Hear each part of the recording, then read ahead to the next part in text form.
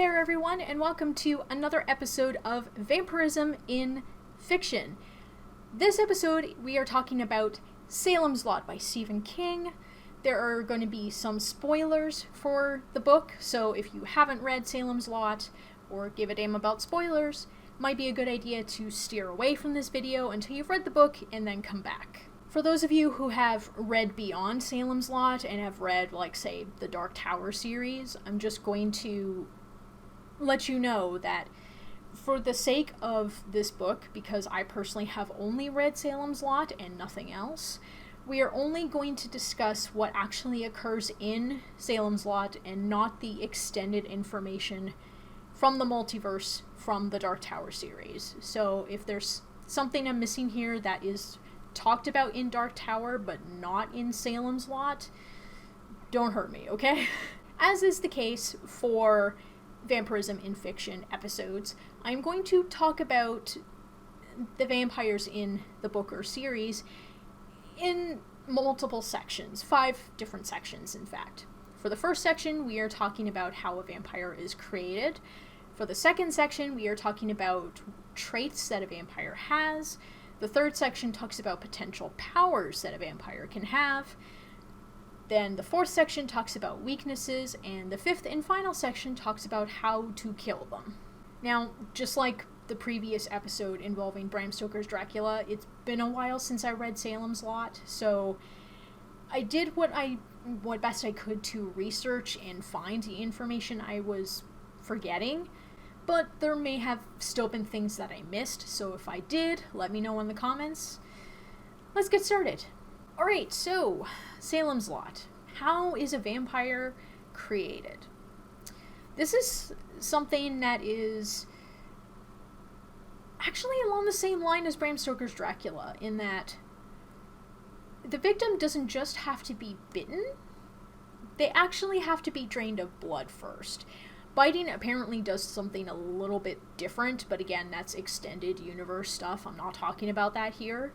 But for the purpose of those who are familiar with Salem's Lot like myself, bite the victim, drain them of their blood, and they become a vampire seemingly quickly. From what I remember reading, it's probably the very next night you see the vampires hovering outside of the window, kind of begging to come inside. So the transformation itself is relatively quick. Now let's talk about traits. A lot of what we know about vampires in Salem's Lot comes from the main vampire himself, Kurt Barlow. There are some things from the other characters who become vampires in the book, but most of what you know is about him. So we know that in Salem's Lot, vampires have fangs allow them to drain blood. Their eyes become red, described almost like they are burning, in a sense, especially with Barlow's eyes. Vampires are described as having great strength, they have great speed. Their appearance is actually very much like a human, and they can age if they haven't drank blood in a while, but as we see through Barlow himself, when he starts drinking the blood of people, he gradually de-ages over time. And I just realized I should have mentioned that in the previous episode of Vampirism in Fiction in regards to Bram Stoker's Dracula, and I completely forgot. Whoops! Now, what about the powers? We actually don't know a whole lot about specific powers in regards to the vampires of Stephen King's books. We know that they are capable of hovering or flying. We see that when vampires are seen outside of a window, like knocking on the glass and asking to be let in. They can hover outside of windows on like second or third floor of buildings. So they are capable of defying gravity, of flying or hovering. Just like in Dracula, they do have the skills of hypnotism. If someone is stares in their eyes for too long or is weak-willed, then they could potentially be hypnotized as well. This also especially seems to be the case for someone who's already been bitten. There's been a couple times in the book where someone has been bitten, And then when the vampire appears again, they seem to be entranced by that vampire and just kind of let their guard down and just let that vampire do what they want. So, weaknesses. These ones, for the most part, are pretty similar to Bram Stoker's Dracula as well. We know for sure that they burn in the sun. There are a bunch of times in Salem's Lot where there's a particular scene I remember specifically when the protagonist, Ben Mears, he enters a household in order to check on the people, see what's going on. And he sees an entire family that has been turned into vampires. Parents, children, whatever. And then he pulls the father out of, a closet or something, and sits him in the sun. And because it's daylight, of course, they're sleeping and they can't really wake up until nightfall, but the father still gets up just long enough to get himself out of the sun and back into the darkness, and then just goes back to sleep again. So they definitely burn. They are capable of waking up briefly in order to get themselves out of harm's way if they can. Another weakness that these vampires have in common with those in Stoker's book is the fact that they have to be invited indoors. Or at least the weaker ones have to be invited indoors in order for the vampire to come in and feed on them. There is, however, one exception. I did specify the weaker ones because the strongest vampire in the book, Kurt Barlow, he has shown to... There is a scene in which he bursts into a residence without needing to be invited in, and then he takes the parents of this young boy, I think his name was Mark or something, and he crushes their skulls and kills them.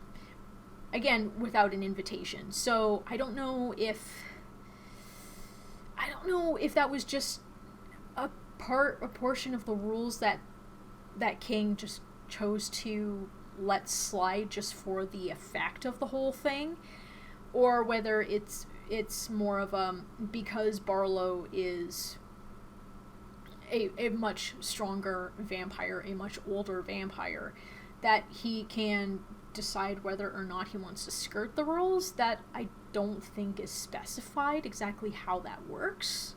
And then, of course, vampires are shown to be repelled by religious symbols. In this case, it seems to be more... They are repelled by consecrated holy ground, of course. But the strength of the holy symbols is shown specifically to be influenced by the strength of that person's faith. So it doesn't have to be, like, say, a silver cross, for example. The boy, Mark, when he sees a former classmate of his that has been turned into a vampire, he makes a cross out of, like, sticks and or straws or something and just kind of holds it like this. But his faith is strong, so it still repels the vampire away, despite that. And then there's an instance as well, later on in the book, when the priest, was it Father Callahan, I believe? When he has an actual silver cross, and it works at first, but then he backs down from a challenge that Barlow gives him, and then his faith wanes, and then the cross is no longer effective, and Barlow is then able to move closer and confront him. So it definitely is based on the strength of the faith of the person. If their faith wavers in any way, then that vampire can completely avoid that holy symbol and just go right in for the kill or whatever else they need. Right, so, killing a vampire. So what do we know from Salem's Lot? We know that aside from bringing them out into the sun to burn, which obviously if they stay in the sun they will burn to ash, we do... there is the stake to the heart that is used quite a bit, as well as, I believe, prolonged contact to a religious item. I'm not sure, I can't remember if prolonged contact to the religious item itself is all that's needed to kill a vampire in that regard, or if it has to be combined with the stake. But the stake is definitely shown for sure to kill a vampire without a hitch, as long as they aim it for the right spot. This was shown with Susan, when after she became a vampire, when they staked her through the heart, it killed her. During the daytime, when they went into the mansion. But exactly how it is their body deals with death is a little bit different. Because Susan's body, like, she writhed and she bled and she screamed, but then eventually fell limp and just died. Just went limp. However, Barlow, when he was staked, his body actually dissolved into a kind of goop, and all that was left behind was his teeth. Like, his teeth were still sentient, they could still move, and they still tried to bite, which probably might have brought him back to life if it succeeded.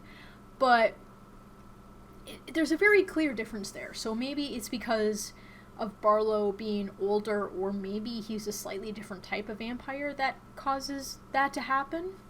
So yeah, that is the episode of Vampirism in Fiction about Salem's Lot by Stephen King.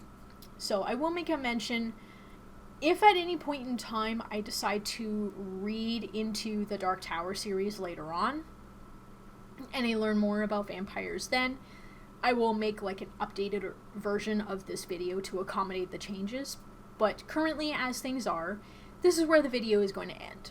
The next episode of Vampirism in Fiction will be focusing on Fever Dream by George R.R. Martin, so I hope you'll look out for that. And with that, I would like to thank you for watching this video today, and I will talk to you later. Bye!